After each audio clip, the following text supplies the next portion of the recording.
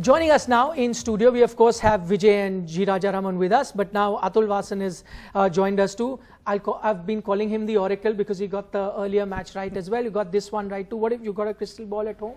Well, I wouldn't like to reveal my sources, but it's easy because T20 can go either way. It's just you have to pick one team. But then if you see, then now what you do is in the morning I would look at the players and suddenly I'll get the energy. When this player, what has transpired, is he up to the mark? But the players still might surprise you. I would never put my hand up and said that Shane Watson was going to win you the game today. But he stepped up. So it's been the story of CSK. It's got to do with the captaincy. It's got to do with the leadership. It's not the decisions you make on the field. It's how you handle the players and how much confidence you give. A good manager will either scold you and get the performance out of you, or he will mollycoddle you, or he'll pamper you. Dhoni knows what to do with what player.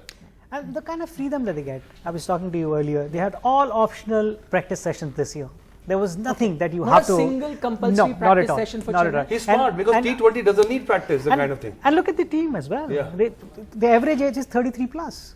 So I hope other teams are listening. Not at all. They shouldn't. No. One secret of Chennai is they didn't have one single practice. You know why I say that's surprising, and Raj, you back me up on that. Many times when the Indian team is playing, there are lots of question mark. Why is the team not practicing? And MS Dhoni as skipper ensured that there are many optional practice sessions. So it's a formula that he applied very well for the Indian team. Did pretty well, and he's doing it with Chennai. I think he knows the game perhaps better than anybody else around today, especially IPL. The dynamics, Nikhil, of IPL, and Vijay has coached a team that's won IPL, so he will bear me out. The dynamics of IPL are very different to all other tournaments. Absolutely. And I think Dhoni understood it the best. From the first year, he's understood it so well and put it into practice. It doesn't matter who comes to practice or who doesn't. It matters who turns up at the game and how well he plays.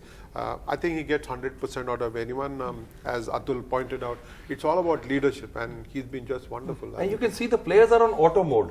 He doesn't seem to talk to somebody, tell them they know what to do. I think Stephen Fleming, we are missing out here. He has been the guy. Yes.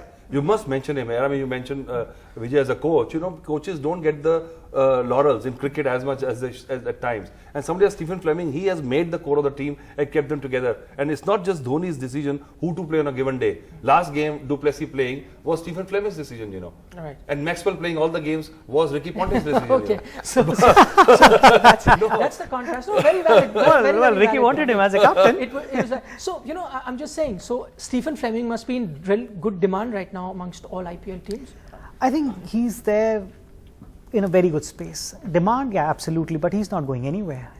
If you remember a couple of years back, there was a talk that Indian team wanted him as a coach of the Indian side, and he's not going anywhere. He's very happy in that in that dugout, and he doesn't want to go anywhere. And that's how you function. Coaches should be, not in your face.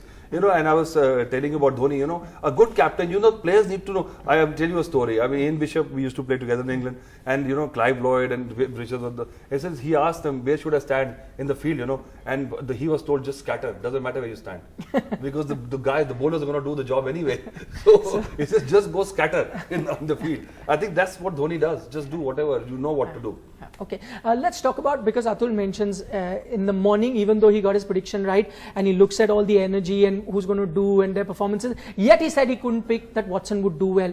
I don't think anyone would have even thought Watson would be a success in the IPL, considering how he had been performing. I mean, I'd be very honest looking, I thought that was his last season, the last season that he played. No one would pick him, but Chennai saw something that none of us did. Chennai should thank some other franchisee who convinced him to come into the auction. Last year, he played for RCB and he said, all bye, and there was an interview in which he almost mentioned that he would love to stay in touch with IPL through some other coaching assignment, or in a mentor sort of a role. Yeah, he made up his mind last year because the kind of ordinary season he had, and he knew the standard of IPL is completely different, had a decent big bash.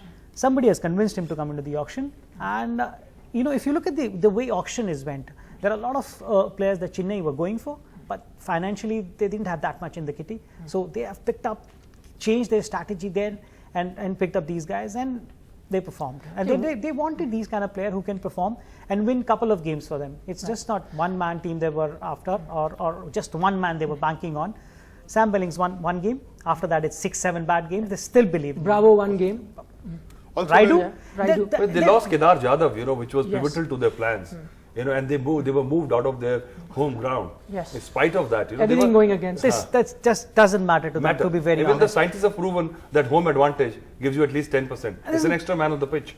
So they played with one man less, and yet they won the IPL. I also think, Nikhil, that very important to remember that Stephen Fleming and Dhoni are not homework people, and surely Shane Watson enjoyed not being given too much homework this time around. And their meetings don't last more than 10 minutes, and half the time their meetings happen on the ground. There are other teams who are, having a meeting for hour and a half, and just going about the same guys every time. And it's not like that. They know the pearls. They know how to take it, and how to go about it. If Raidu was playing for any other team and he opened and got runs, and then the team management or captain asked him to play in the middle order, you have seen his statement or something or the other during the season only saying that, I was opening the innings, now I'm not open the inning, I'm playing in the middle order. Not a word. That's how you make a team, and that's how you keep your guys motivated and tell them that this is where I need you.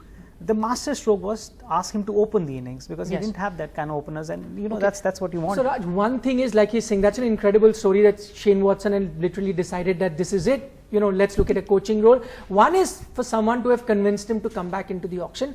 The other is the conviction that the person who picked him in the auction would have had. I mean, that's the kind of vision not many people would have had, considering how Shane was performing before. And today he put pressure on himself, didn't he, by playing 8 dot balls to Bhuvneshwar Kumar at the start of the innings.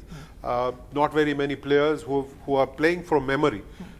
And Shane Watson very clearly was playing from memory at the start of the season. Not very many players would play the kind of blinder that he did, especially after those 8 deliveries. I think Faf du Plessis gave up his wicket. Fantastic. I think he was not good enough to get a nick. And then he's like a big Cadillac. He's warming up a bit. He just but he knew the pitch was so true. And everybody was watching. The pitch was wonderful. You could see that just should just survive, and anybody gets going, this was going to happen.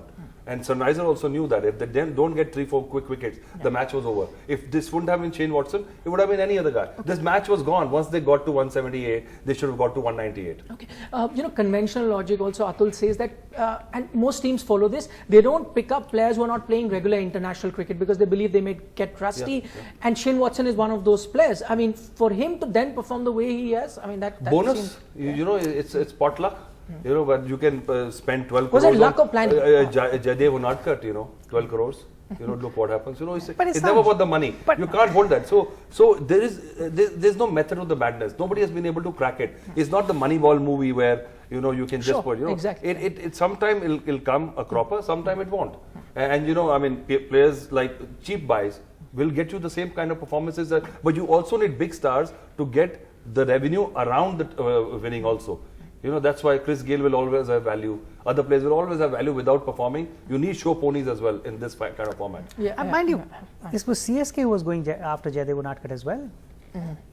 They were going after him, really, really hard. Really, they wanted him and that kind of wicket. They wanted him in Chennai. Where you playing, that makes a lot of difference. With his slower ones and everything, that's the reason why he struggled a bit in Jaipur. But going back and talking about the way they picked up all the playing 11 that they wanted, the options they were looking for. Sometimes I feel that a lot of people have made this game too much into technology. The video analyst sitting and saying on this ground 160 is enough. This is the combination. This guy gonna come. This team, this management has given that free hand to Fleming, who sits on the auction table having a chat with Mahendra Singh Dhoni or whoever, and once the game starts, Dhoni is the boss, and that's how it works. At times but don't you think other franchises would give this? I mean, I don't know. Wouldn't, let's say, Virat would have that free hand in Bangalore? Of course he would. But yet Chennai does it so well. No, because it's just got some kind of a lineage, the legacy and the belief. So that confidence also takes them forward. And then he talked about technology. I think technology is good to read players and all that. Absolutely. But just to get these statistics, it's just to justify how much you've spent on technology. If that was true, then stock guys just press on these buttons and all. You had Monkey pressing on buttons and he won more money on stock market. It's similar like that. So statistics mean nothing. It's just to entertain people sitting at home and just to give you something to talk about. Otherwise, it has no value in cricket. The other thing, because you were always on the opposite end, you as a coach, you faced the Chennai Super King team.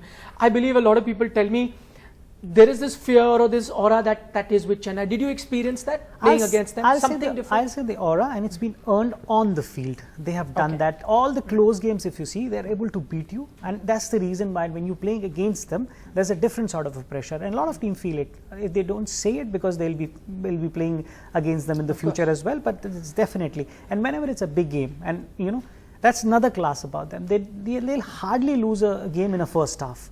They'll always try and remain in the game, and that's another mindset that don't give up. Go on. You'll get a good over, or you'll get a good catch, or you'll get a bad shot. Just hang in there, and that's the USP of this side. You know, you see the players, you see the way they walk. They're assured of something about them. It happens to a team which keeps on.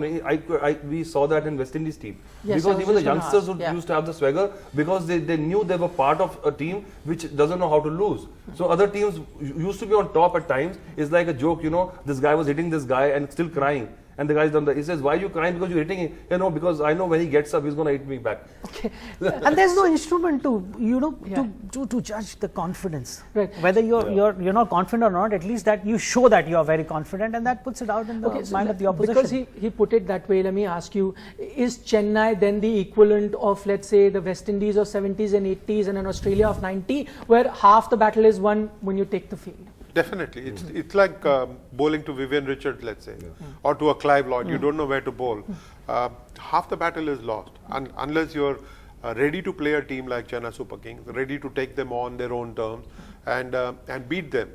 It's not going to be easy. So half the battle is lost in the mind, and half the battle is lost when you don't perform to certain levels of expectation that you will have against a team like Chennai Super Kings. You want to win, you got to go and dominate them. How did India beat Australia? How did Saurav Ganguly's team beat Australia? It's with that show of confidence. Some of it might have been fake, some of it might have been a show, but the best way to beat Chennai Super Kings would be to show confidence that most teams tend to leave in the dressing room when they get on the field. But my next question would be, Atul, why is there no aura then, let's say, around Mumbai Indians? They won the equal amount of titles as Chennai has. Yeah, because you know, there's also a certain amount of respect for Mahendra Singh Dhoni, you know, and even if a player is wanting to show that he's brash and he doesn't care about it, you know, because of this guy, you got to have your demeanor right. It happens, you know. Certain people in world cricket have got their persona, you know, and you can get cocky with them, but you know that, if you do that and it doesn't come off, you're gonna look really silly. I think Dhoni has got that aura, you know, whether off the field, on the field, what he has, his body of work is immense. He's won everything. He's won the Champions League. I remember Champions League. Yes. He's won this 3 times. He's played 7 finals. He's done everything under the sun. And for somebody who was not, rated as talented or as an international player, what he has achieved is remarkable. Okay. Quickly, we're running out of time, but I'd like to ask all three of you. We know the team of the tournament is Chennai, but if I was to ask you for the MVP, the player of the tournament, who would you go for? Williamson. For me. Williamson. Absolutely. Okay. Because, before the tournament started, he was not even a surety. Oh yeah. And that's if Warner had been playing, he wouldn't have played. Absolutely. Yeah. And then the captaincy on top of that, and the way he played, I'll go for him. Williamson. Okay, interesting. Rashid for me. Rashid Khan. He's by far.